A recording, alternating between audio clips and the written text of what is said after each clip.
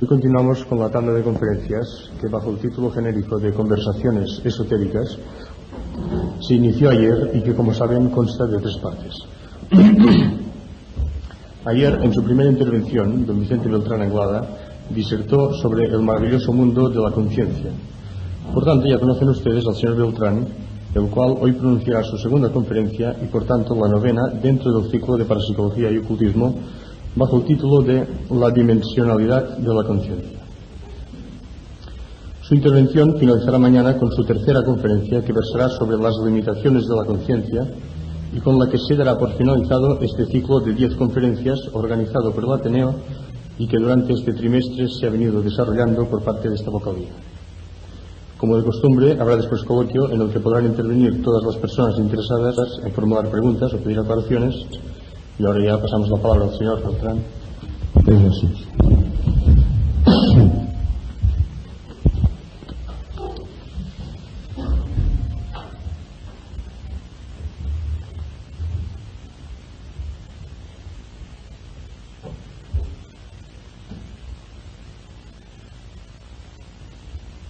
Hablar de la conciencia es hablar de nosotros mismos, es hablar del ser, y al hablar del ser es referirnos a aquella parte de nosotros continuamente inexplorada que tiene que ver con el centro de atención y percepción y de memoria que hace de nosotros lo que somos en espacio y tiempo.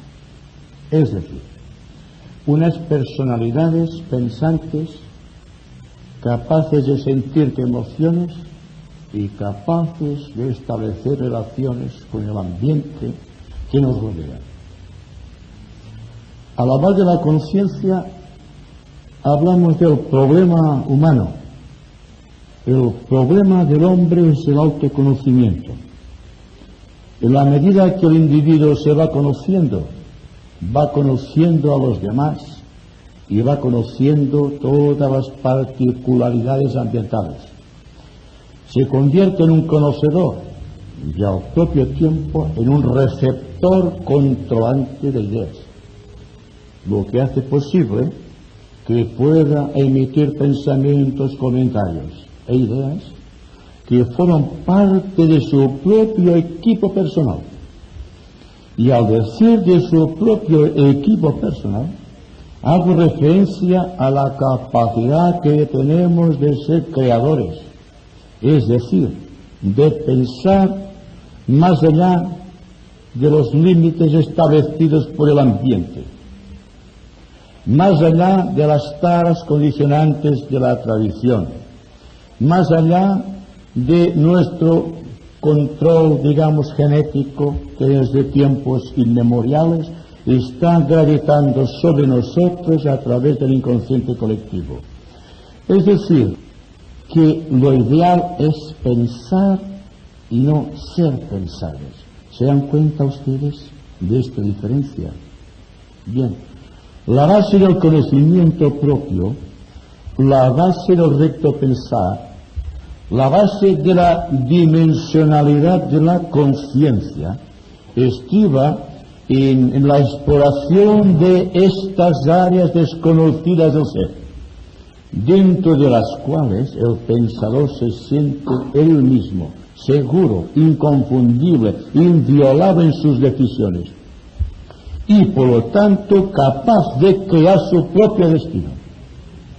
Es decir, que hablar de la conciencia, como hicimos ayer, hablar de cómo se estructura la conciencia a través de la acumulación incesante de memorias, a través de la distinción entre el bien y el mal, producto del principio de polaridad que rige nuestro universo, y también por el sentido, el crecentado de fuerza, estructura y aspectos y dimensiones que constituyen nuestro ser, para pasar fundamentalmente a averiguar la procedencia, la genealogía de nuestro propio ser.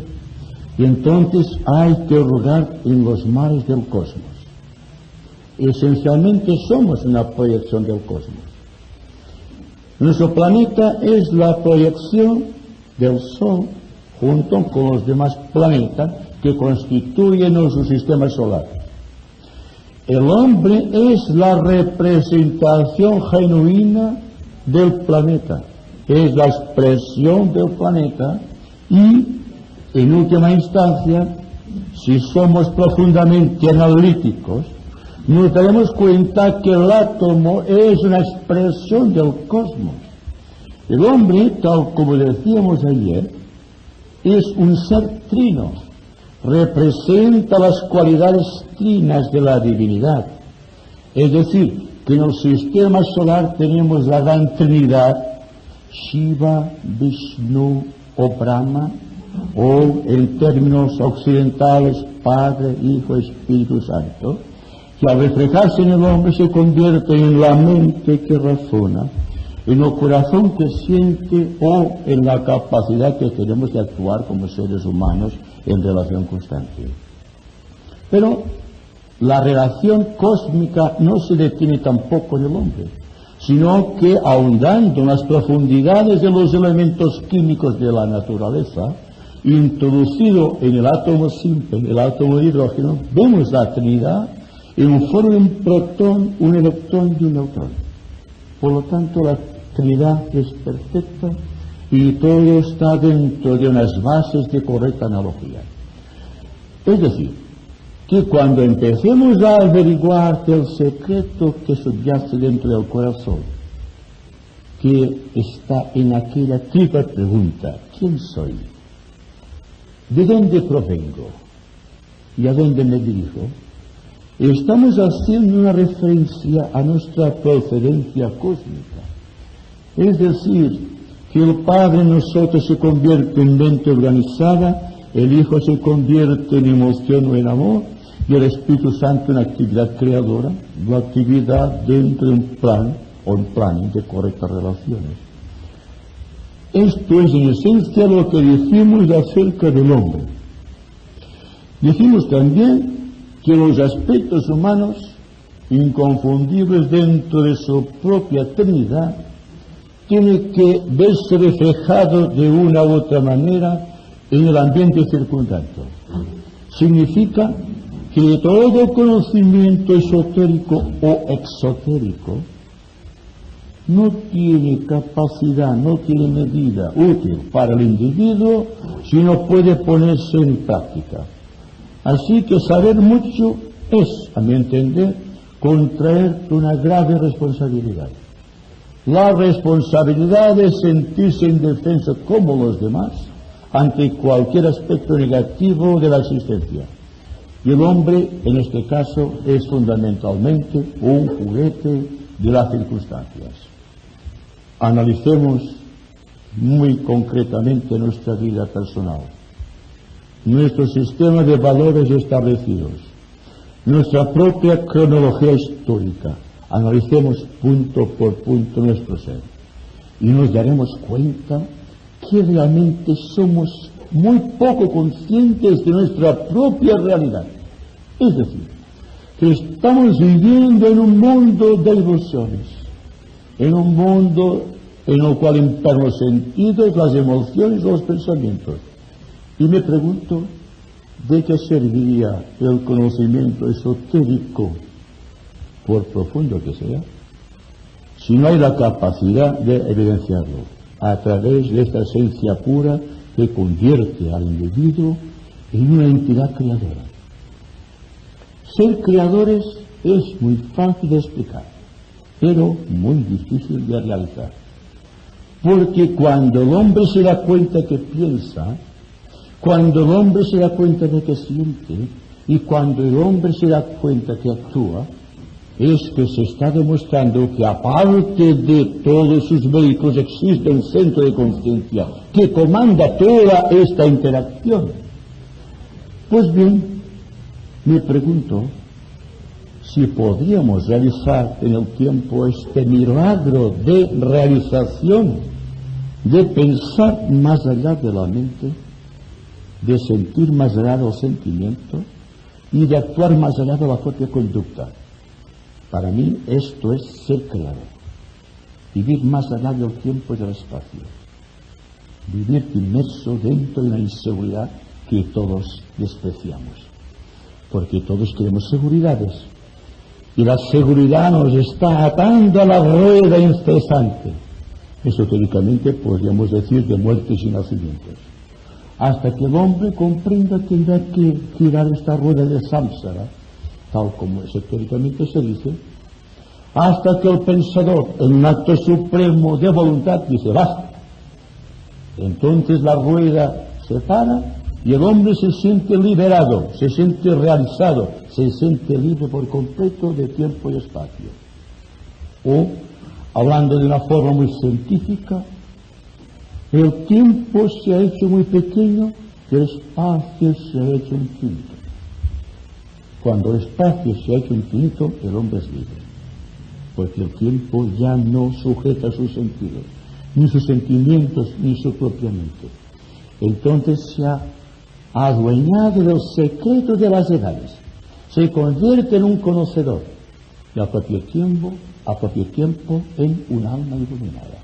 Pues bien, yo quisiera conversar con ustedes hoy sobre aspectos que tienen que ver con la conciencia para ir desentrañando esos misterios.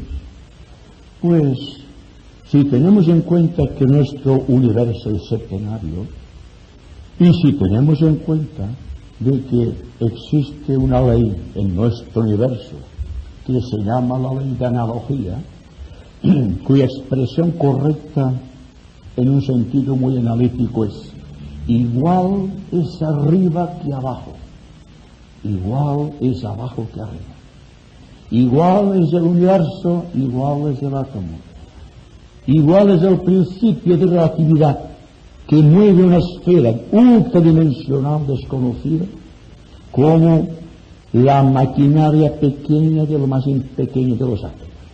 Todo es lo mismo, siempre es el mismo movimiento, solo existe la proporción, la dimensionalidad, pero el proceso siempre es lo mismo. Entonces, si nuestro universo es septenario, porque nuestro universo tiene 7 planos estructurados en este orden, ustedes pueden seguir este proceso. Hay un plano físico que todos conocemos, un plano emocional, que es el de los sentimientos, deseos y emociones. Hay un plano mental, el de las ideas y de los pensamientos. Hay un plano búdico de humanidades puras, o de amor universal, o de sentimiento de unidad. Hay un plano átmico de la voluntad suprema, hasta donde puede llegar el hombre. Hay un plano monádico, que es el del espíritu puro, y luego hay el plano de Dios, o de la divinidad, o de la energía creadora, más allá de nuestras percepciones.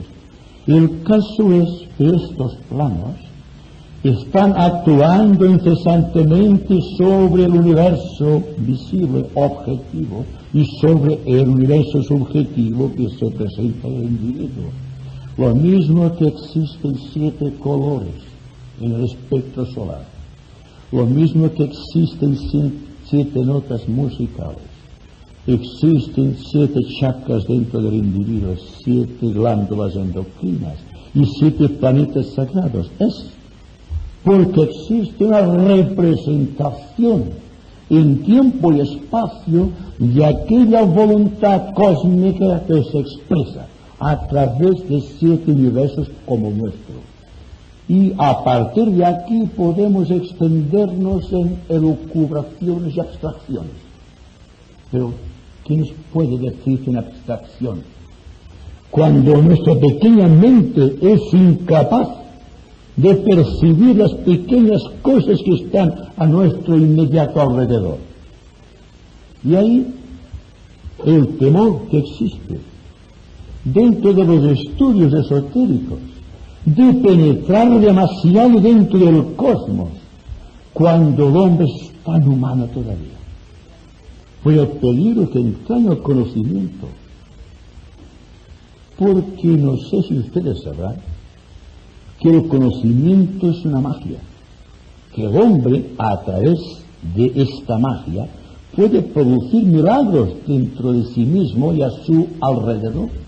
Y por lo tanto, como que el individuo está más interesado en acopiar conocimientos que en practicarlos, entonces existe un cisma dentro del individuo que se refleja en el cisma social y en ese estado incruento todavía de tensiones y conflictos dentro del planeta, aparentemente insalvables, porque naturalmente quien tiene que realizar el gran milagro es el hombre. No esperemos que un grupo de seres iluminados vengan al planeta quizás en platillos volantes para decirles lo que tenemos que hacer. Si lo que interesa al individuo es saber lo que tiene que hacer, cómo y de qué manera, en su ambiente familiar, en su ambiente social, en su ambiente profesional, en el dilatado mundo de relaciones humanas y en todo cuanto compete a su compleja estructura psicológica. Y hablando de estructuras, no tomemos los planos y las ideas como estructuras sobre las cuales edificar un sistema, digamos, de conocimientos y de doctrinas, para desde allí estar luchando, como se hace actualmente, contra otras ideas, otras disciplinas que no son las nuestras. Es decir, si el conocimiento esotérico, particularmente el que atañe a la conciencia, no es impersonal, no es puro, no es diáfano, es mejor no tenerlo. Porque, como digo, entraña una gran responsabilidad. Y de esta legión de personas irresponsables, dentro de los cuales quizá podamos incluir nosotros, existen las guerras, las crisis y las calamidades. Si pudiésemos tener responsabilidad, más que conocimiento, si adquiriésemos el poder de decidir, más allá del libre albedrío. Y aquí hay un punto de gran atención, porque cuando nos referimos al libre albedrío, ¿qué es lo que queremos significar exactamente? ¿No será la capacidad que tenemos de equivocarnos constantemente? Pues bien, tiene que ver dentro de la conciencia, un núcleo vital, dentro de lo cual el sistema estructural basado en nuestras decisiones de libre albedrío han fracasado totalmente, o bien existirá otra reserva dentro del propio ser, en donde todo este poder acumulado de conocimiento se ha convertido en acción práctica, y entonces no será el libre albedrío conocido, sino la voluntad. Porque naturalmente, si les dijese que la liberación, en cierto sentido, implica la pérdida total del libre albedrío, ustedes dirían, esto es insensatez.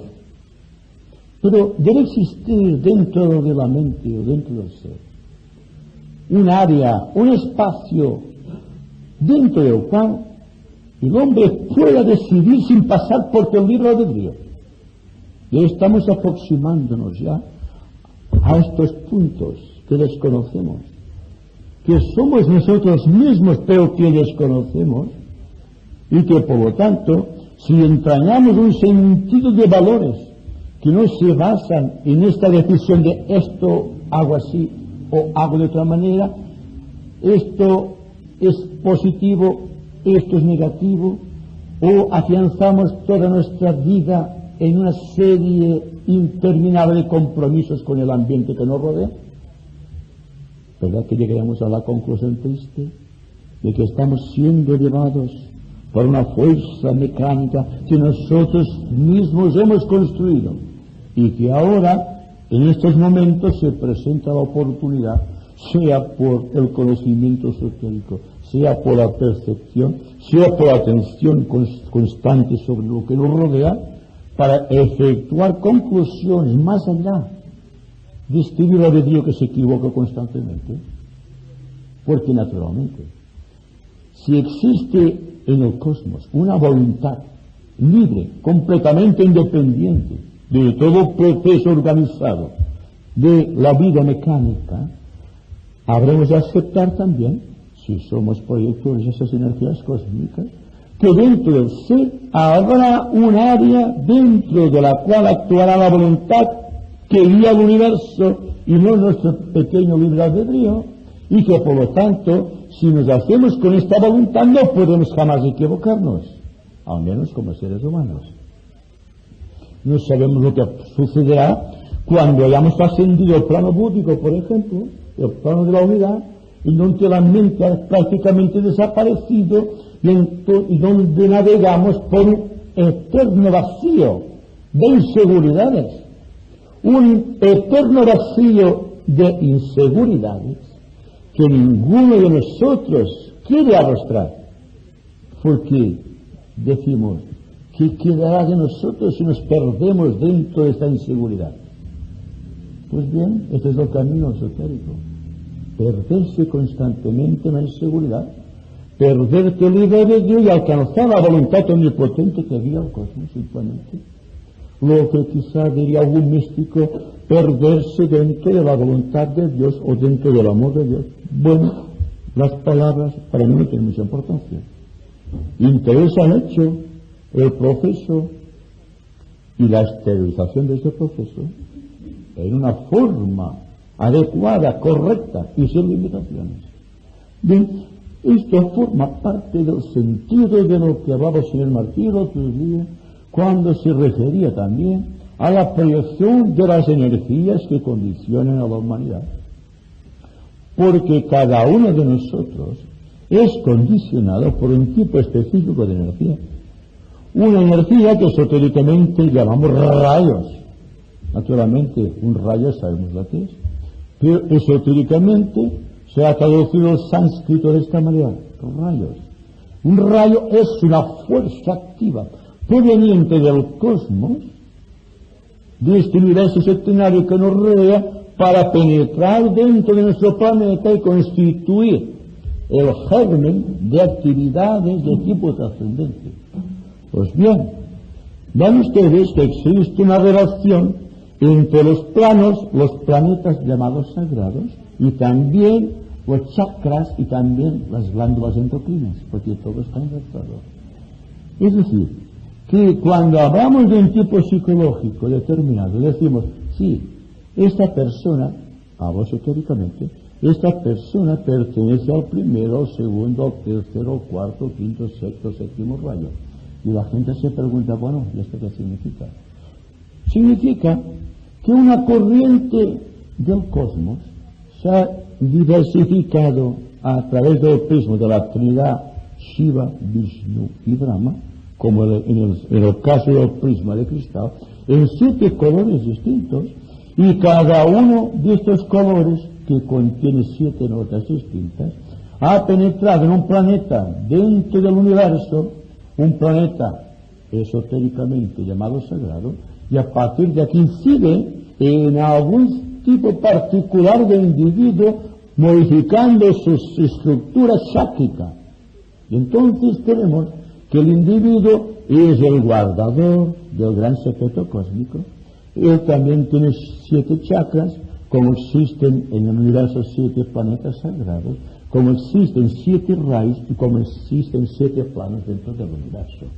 Por lo tanto, esotéricamente no se habla al azar o divagando o en forma romántica, sino que debe hablarse, o se habla, de una manera muy científica. Porque hoy día la técnica de la comprensión es ciencia. No es la devoción, por ejemplo, de las eras pasadas, sino que es la ciencia, la actividad científica, el sentido de la comprensión de la mecánica del universo aplicada a nuestros sentidos físicos, o a nuestros sentidos astrales, o a nuestra mente, o a cualquier particularidad de nuestra vida personal. Y a partir de aquí ya vamos penetrando dentro de los tipos específicos y nos preguntamos por qué yo soy así y por qué yo soy de esta manera. El hombre viene condicionado siempre por alguna fuerza. Esta fuerza puede ser inicialmente la fuerza de un rayo, la fuerza de una condición astrológica, por ejemplo, la fuerza de la evolución de su pasado, o bien la expresión exagerada de su código genético. Esto es lo que al individuo lo está condicionando en espacio y tiempo. Es decir, que todo cuanto sabemos acerca de los astros, lo sabemos como únicamente una referencia para aplicar algunos de sus conocimientos. Realmente se conoce muy poco de astrología. Se conoce únicamente lo que sabemos, prácticamente en el momento actual, pero más allá de la tercera dimensión, la astrología adopta otro cariz. ¿Y qué pasará cuando se vaya a la quinta dimensión? Manipulando idénticas energías, pero expresadas de una manera muy distinta.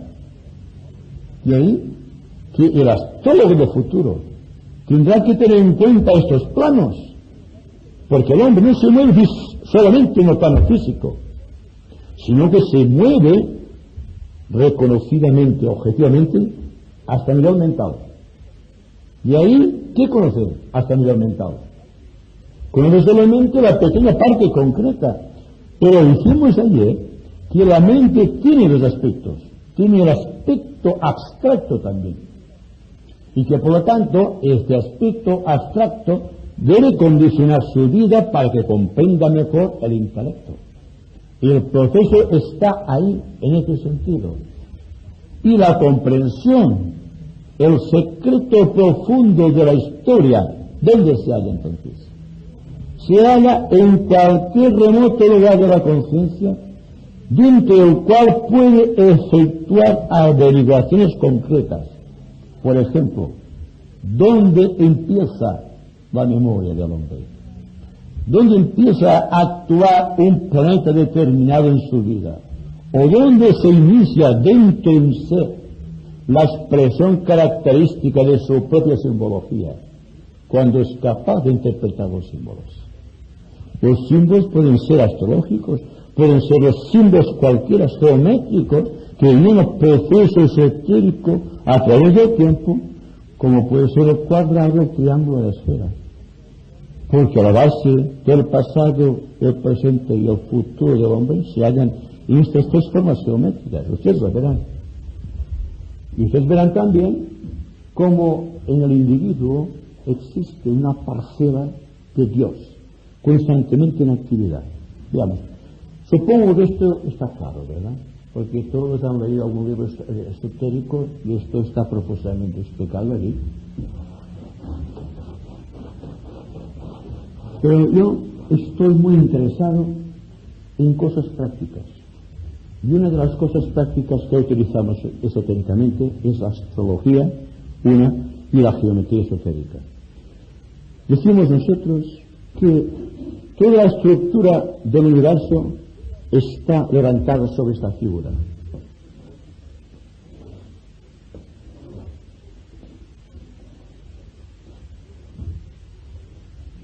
Sobre esta estructura se levanta otra estructura que tiene que ver con la cúspide del conocimiento. Y tenemos entonces el triángulo. ¿Qué es lo que hace un niño cuando le dices, hazme una casa? Cualquiera que sea la calidad espiritual o mental del niño, si le dices, hazme una casa, será un cuadrado y encima un triángulo. Aunque no sepa dibujar, está dentro de su propio ser. Y si el niño es muy avispado, es muy inteligente, a un lado u otro de la casa pondrá el sol.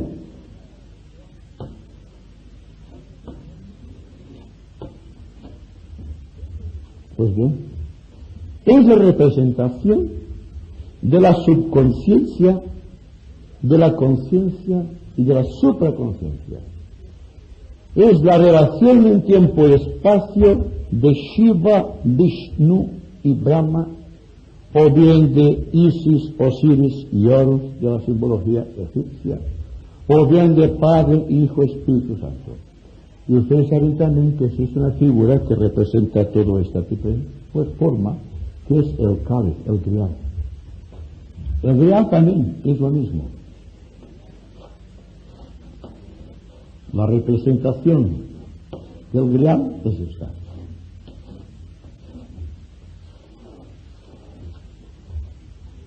Siempre veremos una estructura formada geométricamente con un contenido. Primero, la base,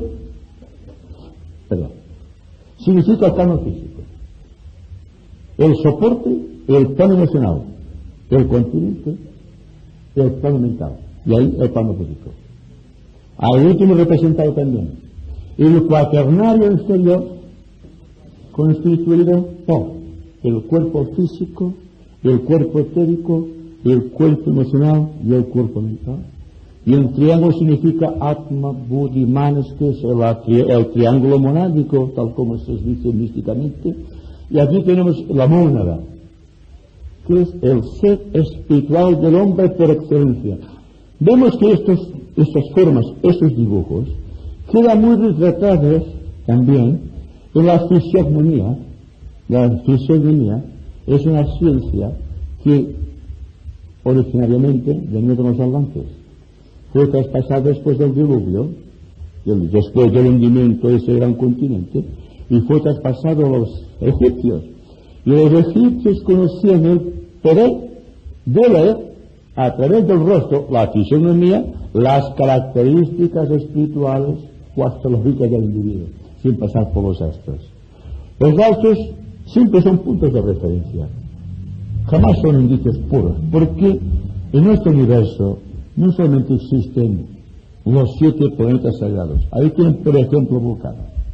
Vulcano no está reconocido oficialmente por la astronomía por una razón muy singular, y es que ningún aparato astronómico puede captar este haz pequeño que se mueve dentro de la órbita de Mercurio. Mercurio está cerca del Sol, es el más rápido de todos, el más fulgurante desde el punto de vista esotérico, y por lo tanto es imposible que ningún aparato registre este astro. Pero esotéricamente sí que es recogido, porque hay personas que tienen poder de traspasar los velos de la materia y pueden ver lo que existe dentro de la dimensionalidad del espacio, y pueden ver cosas, como decíamos ayer, en el caso de los videntes, de los profetas y de los iluminados, que trascienden el conocimiento común y que por lo tanto están más allá y por encima de las limitaciones materiales de la existencia.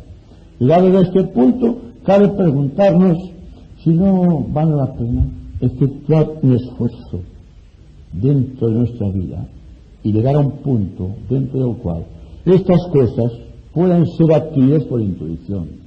No hay que pasar por ese conocimiento específico, concreto, definido, que tanto cuesta a muchas personas, para asistir a un caso de apertura del corazón, porque la mente, cuando está completamente integrada en valores absolutos, desaparece.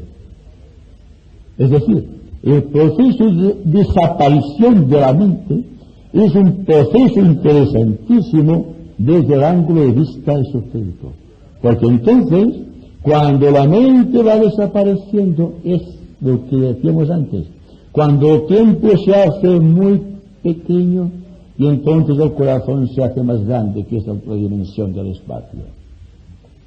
Y ahora quisiera que conversásemos juntos sobre esas cuestiones. Ustedes tienen la palabra.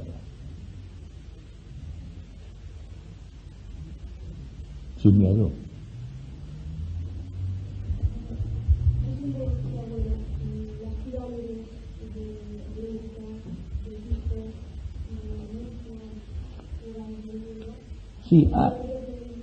Sí, hay una gran similitud, o una gran, digamos, analogía entre las pirámides de Egipto y las pirámides que existen en México, que existen también en Perú y en otras partes de América, porque inicialmente los iniciados que construyeron las pirámides eran atlantes y vivían en aquellas regiones y tenían por costumbre efectuar sus verificaciones astrológicas encima de las pirámides.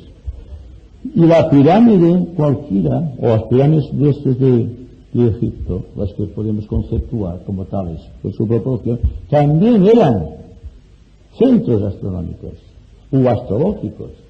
Y dentro de cada pirámide existía lo que se llama el tesoro de la sabiduría de las edades, tratado dentro de la gran cosmogonía que produce la memoria cósmica o los registros acásicos.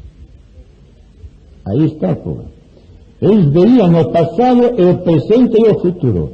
Y viendo estas cosas más allá de las dimensiones conocidas, podían, de una u otra manera, vivir más allá de las realidades ficticias, sino que vivían dentro de las propias realidades que vivan dentro del corazón. Es decir, después del hundimiento de la Atlántida, vinieron unos hombres sabios, los que se salvaron del diluvio, porque así era de ley. No sabemos cómo vinieron, si vinieron en el arca de Noé o vinieron en platillos voladores, esto nadie lo sabe. El caso es que llegaron a las planicies de Egipto y allí construyeron las pirámides y construyeron las primeras dinastías de los faraones. Y de Egipto vinieron los grandes conocimientos astrológicos, como anteriormente lo habían captado de Caldea y otros lugares del Asia Menor. Pero lo interesante es fijarse fundamentalmente en estas tres figuras, porque estas tres figuras en realidad son lo que llamamos el gran triángulo cósmico. Esotéricamente, y esto ustedes deben tomarlo como una simple hipótesis mental para trabajar sobre esta idea, se dice que nuestro logo solar, el Dios de este universo en el cual vivimos, nos movemos y tenemos los ser, hizo su primera evolución en la base del cuadrado o del cuaternario. Es decir, que en un universo pasado evolucionó en su personalidad.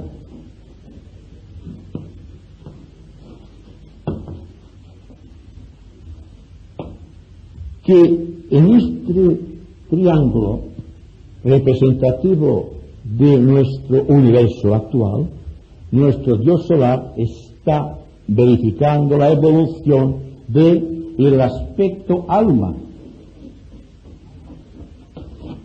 o atma buddhimanas, y que en el próximo universo, dentro de unos cuantos billones de años, fíjense, billones de años, educará el sentido íntimo de su inclusión perpetua en el reino monádico.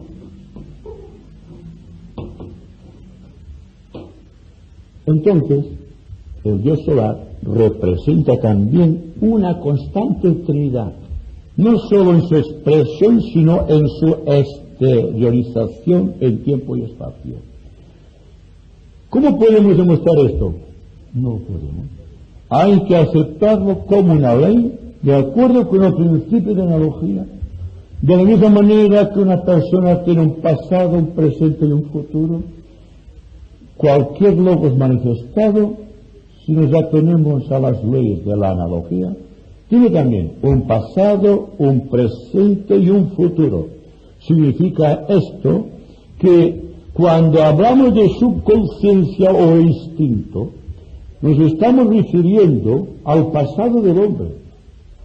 Que cuando hablamos de la conciencia, que es el tema de nuestras conversaciones esotéricas, estamos hablando del presente. Y que cuando hablamos de supraconciencia, hacemos una sutil referencia al futuro del hombre.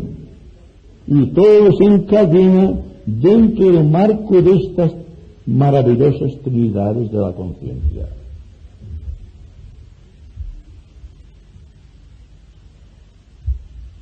Quería preguntar una cosa. Esto de, por ejemplo, planetas, sacras, rayos planos, ¿son realidades o son una realidad? No, es una realidad. Entonces, te preguntan lo mismo. Entonces, ¿cómo se explica que a lo mejor distintas escuelas o distintas ramas de la misma escuela utilizan distintas maneras de corresponder unas cosas con otras? Bueno, eso depende de la persona, más que del momento. más que una escuela esotérica determinada, son personas que, de acuerdo con ciertos conocimientos, emiten sus propias opiniones. Primero voy a hacer una aclaración. Cuando hablamos de planetas sagrados, y aquí hay estos 7, hacemos una referencia, y luego hablaremos de lo que usted pregunta, pero será para conocimiento general. Los planetas sagrados son los que son perfectos, son luminosos dentro del sistema solar. Existe, como decía antes, 7 planetas sagrados que son la base de los 7 rayos, o 7 corrientes de energía que proceden del logos cósmico. Estos son Vulcano, Mercurio, Venus, Júpiter, Saturno, Urano y Neptuno. Otra cosa. Existen 3 planetas no sagrados. La Tierra, 1. Plutón y Marte. Esos 3 no son sagrados, están evolucionando en una ronda inferior. Y existen 2 astros desconocidos que existen en materia muy sutil y que solamente los grandes videntes pueden descubrir, pero que actúan en los horóscopos y producen modificaciones dentro de los cálculos astrológicos y solamente pueden ser utilizados por los grandes iniciados del planeta. Ahora bien, concretando la pregunta, Vulcano es un poder tremendo dentro de la línea de los 7 rayos. Y el poder más grande que existe en el universo está aquí todavía. Por lo tanto, el centro coronario es la expresión del primer rayo a través de Vulcano. El segundo rayo es el corazón, es Júpiter, el gran dador de felicidad, el gran benéfico del cosmos. Siempre actuará a través del centro del corazón. Saturno actuará a través del centro de la garganta. Y va a seguir de Mercurio a través del centro sacro. Venus a través del centro ajna. No olviden lo que dijimos ayer, que los señores de la llama que crearon la mente del hombre son de procedencia venusiana. Naturalmente, ustedes tienen que aceptar esas ideas, algunas de ellas o menos, como hipótesis de trabajo, sobre los cuales ustedes efectuar otras comprobaciones más personales, más íntimas, más intuitivas. Y cuando existe en el peso solar, por ejemplo, la unificación con el plano astral, hablamos de Mercurio, o de Neptuno. Neptuno es el planeta que agudiza las facultades supranormales, las facultades ocultas, las facultades desconocidas. Y precisamente este planeta Neptuno está en actividad mucho en la próxima ronda. Es decir, que muchas personas serán intuitivas por Neptuno y tendrán un poder sobre su propia vida, sobre sus propias circunstancias. Y tenemos abajo, actualmente, quizá en próxima ronda salís diferente, a Urano, que está en el centro morador, o en el centro de la base de la columna vertebral. Todo esto naturalmente está científicamente comprobado, porque no solamente está comprobado a través del conocimiento oriental, sino que está comprobado a través de la ciencia médica, a través de las glándulas endocrinas. Así que tenemos, por ejemplo, que al centro coronario le corresponde la glándula pineal, que al centro cardíaco la glándula timo, el centro de garganta la tiroides, y así hasta el final tenemos una serie de expresiones analógicas que demuestran que el esoterismo que está llevando adelante este proceso está siguiendo unas líneas rigurosamente científicas basadas en la mecánica íntima de los astros y basadas también en la intuición del individuo. Sí, pero vamos, yo no decía, por ejemplo, en el chakra y la banda endorfina, por ejemplo, no estoy de acuerdo. Pero, por ejemplo, en el planeta del chakra, las correspondientes que hemos trasladado son distintas, ¿no? Como Júpiter, por ejemplo, el plexo solar, Neptuno, el centro del corazón, Saturno, la garganta de acuerdo, Vulcano también del primer rayo, etcétera. Urano, por ejemplo, con el primer rayo, con el plexo solar, que comparte con la Luna, por ejemplo, con la Tierra, no sé bien. Sí. Aquí hablo, un momentito, sé que lo sé por donde usted va y voy a contestarle también en ese sentido. Porque cuando en el cuerpo del individuo actúan los planetas sagrados, voy a ponerlo para que sea comprensivo de ello, usted me ha dado la solución también para los amigos.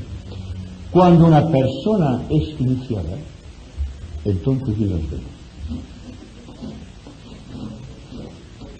hablaremos un día de los iniciados, naturalmente, porque constituye la fuerza cuando la persona es iniciada en los misterios de la divinidad, lo cual significa que está más allá de tiempo y espacio. Entonces se utiliza para su expresión todos los planetas sagrados. Por ejemplo, Urano está en el ser normal, aquí, el primer rayo. Y Plutón, que no es sagrado, está abajo. Es decir, que hay unos cambios. Les presento el hombre ideal tal como yo lo concibo y tal como esotéricamente es reconocido. Y el amigo tiene razón en el sentido que yo presento solamente planetas sagrados para el hombre iniciado. Es decir, para un hombre que no lucha dentro de las redes quiméricas del tiempo. Está más allá de su propia vida. Y está siguiendo la vida de los dioses de una u otra manera. Por lo tanto, no puede tener en su expresión más que planetas sagrados. En cambio, por ejemplo, Saturno, que ubica el centro de la garganta, en una persona corriente está regida por la propia Tierra, que es el tercer rayo. Hay una gran relación entre la Tierra y Saturno.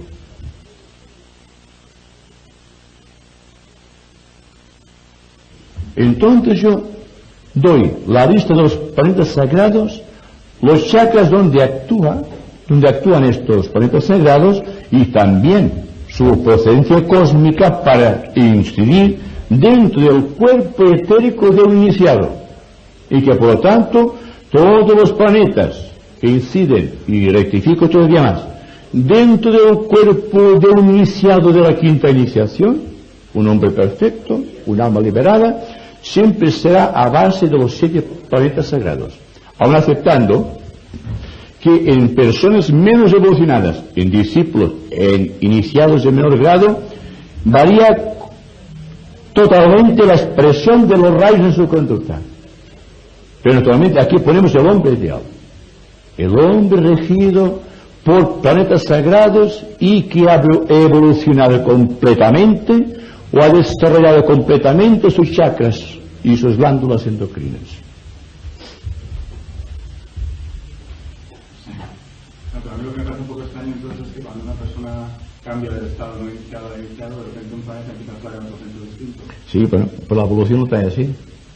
Entonces, como Porque cuando usted está aprendiendo una lección y lo ha aprendido completamente, usted pasa directamente a otra lección, porque ya la ha consumado. Un centro, no olvidemos, un centro es como una entidad que hay que desarrollar. Entonces aquí la ley no es una ley de analogía, sino que es una ley de evolución. Bueno, pero la evolución es una ley de analogía también. Me refiero que como uno va evolucionando, pues entonces Venus, no sé que siempre estaba en el asna, pero por ejemplo Neptuno, que antes le afectaba a las personas, empieza a afectar a los... Bueno, fíjese usted otra cosa. No hay que aceptar las cosas así extremando la atención de las cosas, porque si aceptamos que existe una analogía, habrá que extremar mucho la intuición para saber esta analogía. Si no, nos perderemos, digamos, en comentarios inútiles. Si la persona comprende exactamente lo que acabo de decir, aceptará también que puede existir personas en las cuales no actúe esto de esta manera. Como existe un proceso, digamos, dentro del propio planeta de retrogradación de los equinoccios. Usted lo sabe, ¿verdad? Que existe esta ley. Habitualmente nosotros vamos en una dirección avanzando, pero al propio tiempo, cada año, en virtud de un defecto de la Tierra, por decirlo de alguna manera, vamos hacia atrás. Por 50 segundos solamente que tenemos al cabo del año de retroceso o de retraso, al cabo de 26.920 años hemos dado una vuelta completa. Pero, ¿qué significa esto? Que al ser nuestra Tierra imperfecta, porque somos imperfectos nosotros, ¿verdad? Al estar nuestro eje planetario situado dentro de la eclíptica de su movimiento alrededor del Sol, a 23 grados y 28 minutos, impide que la vuelta sea perfecta. Tenemos también el achatamiento de los polos. Entonces la Tierra no solamente tiene un movimiento circular, sino que tiene un movimiento de vaivén, como el trompo cuando tira al suelo. Y esto ocasiona este retraso. Y esto ocasiona también que nuestra Tierra no es perfecta. Perfecta sería el planeta, y yo creo que dentro de la órbita de lo que es, digamos, la astronomía actual, un planeta que tenga la perpendicular encima de la eclíptica, que sería lo ideal, porque entonces no existiría karma en el sentido de que los días y las noches serían iguales, que la primavera, el verano, el otoño y el invierno tendrían la misma medida, o el mismo calor, la misma intensidad de temperatura, ¿verdad? Y naturalmente es difícil precisar desde el ángulo puramente analítico de la conciencia, habida cuenta esta refracción de los rayos de la inteligencia que poseemos por esta inclinación del eje de la Tierra, que podamos comprender exactamente todas las cosas dentro de un universo de sabiduría. Tendremos conocimientos más o menos perfectos, pero jamás seremos sabios. Para ser sabios, y entonces ya no hay discusión, porque si yo fuese sabio no discutiría ya, estaría ya dentro de mi propia suficiencia, por lo tanto sería una especie de Dios, y tendría quizá un grupo de discípulos que serían otros dioses, como un globo solar, a través de los planetas. Pero lo que interesa es inicialmente y fundamentalmente es que nos demos cuenta del principio, no de las variaciones que pueden existir sobre el principio, porque lo que interesa es adueñarnos del principio de la ley, no de sus variaciones, porque las variaciones irán viniendo poco a poco. La comprensión y el por qué existen tres tipos de astrología: la astrología convencional, la astrología esotérica y la astrología jerárquica. Y preguntamos, ¿qué es la astrología jerárquica? Si no podemos mandar en nosotros como manda un iniciado sobre sus reservas actuantes, sobre sus capacidades, ¿cómo podemos saber nosotros lo que significa la astrología, digamos, jerárquica? ¿Y cómo podemos saber lo que es la astrología esotérica si no sabemos exactamente el momento en que nacimos como almas? ¿Se dan cuenta ustedes? Entonces no podemos exigir demasiado conocimiento. Ahora bien, una cosa sí les digo: cuando se encuentren frente a un problema de conocimiento, cedan, no se esfuercen, dinamicen su acción, estén apercibidos atentamente y verán como sin esfuerzo viene la solución. Viene por intuición, no a través del centro ajna, sino a través del centro coronario, o a veces en las personas sensitivas a través del corazón, porque ahora estamos entrando ya en la era del corazón. El corazón es el instrumento de la nueva era. Existen fundamentos específicos y conocimientos superiores que no pueden ser registrados por la mente, debido a que la mente tiene ciertos límites, ciertas fronteras. El corazón jamás tiene fronteras. Dense cuenta de esto. Y donde no llega la mente, el corazón sobrepasa, porque la mente conoce, pero el corazón sabe. Y la sabiduría del corazón es la que tiene que mandarte la tónica de los nuevos tiempos. Y estamos aquí precisamente por esto, porque hay algo en nosotros que vibra ya al compás de los nuevos tiempos. Seguramente que hace un siglo, o quizá mucho menos, explicar científicamente cosas esotéricas hubiese sido una profanación de los valores virtuales de la tradición. Ahora, afortunadamente, han cambiado las circunstancias. Nos sentimos más integrados en valores absolutos. Existen otras condiciones que nosotros hemos prefabricado a través del tiempo, pero que están ahí y hay que aprovecharlos. Existen, además, otras oportunidades, si ustedes me los permiten, de tipo astrológico, que están irrumpiendo sobre la Tierra, dinamizando todo su contenido, la fuerza invicta de ciertas constelaciones, como jamás las hubo en la historia del planeta.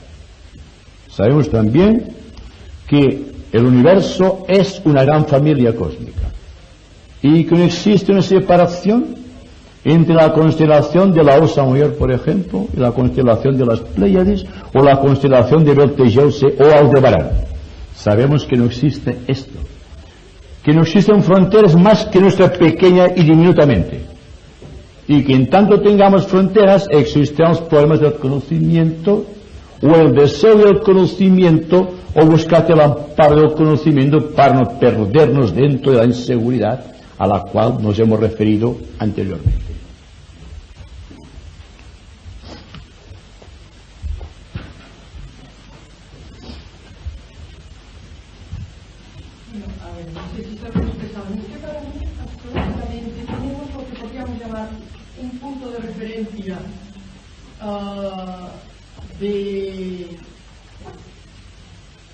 Yo no sé si la Tierra antes estuvo, o sea, en esta alineación, o sea, tenía que alinear o no. Nosotros tenemos el punto de referencia de la circunferencia perfecta, o sea, de la circunferencia de los 360 grados. O sea, considero que es muy importante, ¿no?, que en lugar de contar, digamos, los 365 días, digamos, estos contemos los 360 grados. Exacto, exacto. Los 360 grados, claro, quizá para mí esto es muy personal, ¿no? Sí, sí, pero sí. es un punto de referencia perfecto, porque además, o sea, dentro de los 360 grados tenemos el cuadrado de 90 grados, o sea, indicador de lo que podríamos llamar la inercia, ¿no? O sea, Sí. de la cuadratura, y el triángulo, ¿no? O sea, Sí. de 120 grados, indicador de la evolución espiritual, ¿no? Entonces, quiero decir, esto, la pregunta sería, esto es que antes, o sea, existió, dijéramos, o sea, la Tierra fue un planeta sagrado, como será después, o sea. Yo, a mi entender, lo será después, porque si nosotros estamos con problemas... Esto es una especie de memoria por anticipado. Exacto, sí, precisamente, Vale. La capacidad del hombre es de soñar. Es lo que representa el signo de Sagitario cuando lanza la flecha, ¿verdad? Naturalmente que la flecha siempre va más allá de nuestra capacidad como pensadores. Es curioso, ¿no? Porque estamos utilizando continuamente Exacto. real, de hecho. Y además, otra cosa, para medir una distancia cósmica, utilizamos la relación 1:360. Nunca 1:365. Se dice que 360 es un año débico, un año divino, un año de los ángeles. Y existe la relación esta desde los tiempos inmemoriales. Ha venido por la tradición. Por lo tanto, es interesante. Exacto. Y así debe ser. Porque cuando precisamente la Tierra esté completamente vertical, serán así. Sí, hay otra persona que quiere pregunte, pero tampoco quiero acaparar las preguntas.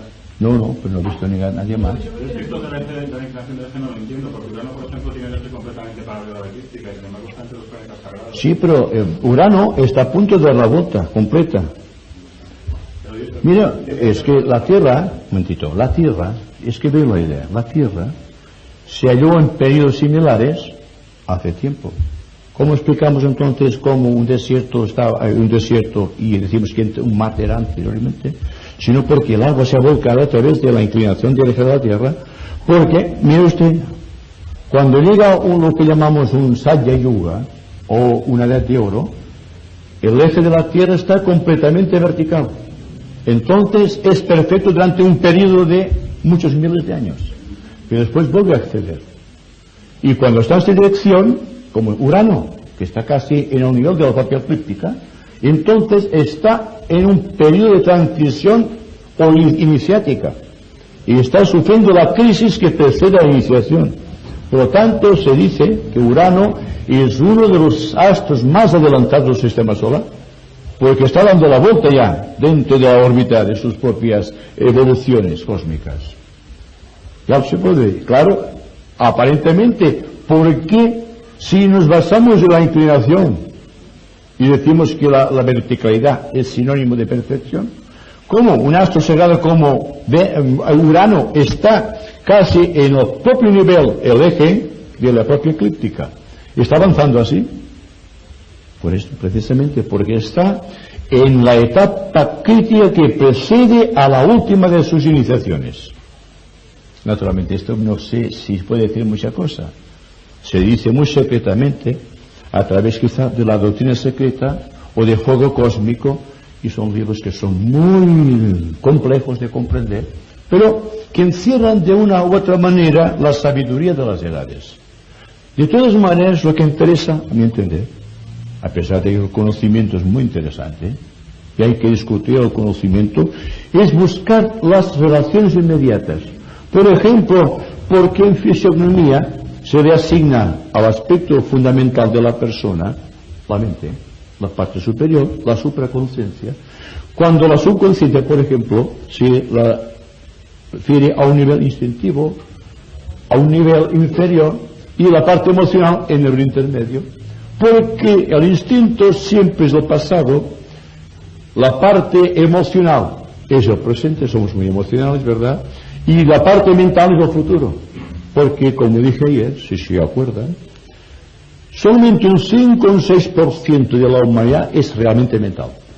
Los demás están bajo la influencia de kama manas, influenciando el pensamiento por el deseo. Y de ahí, naturalmente, hay mucha tela que cortar, y esto lo haremos mañana porque es muy tarde ya, ¿verdad? Y ahora, si no hay ninguna pregunta, haremos un poco de silencio como ayer, ¿verdad? Y quedemos recogidos, y todo cuanto ya hemos dicho aquí ya formará parte indisoluble de nuestros conocimientos adquiridos.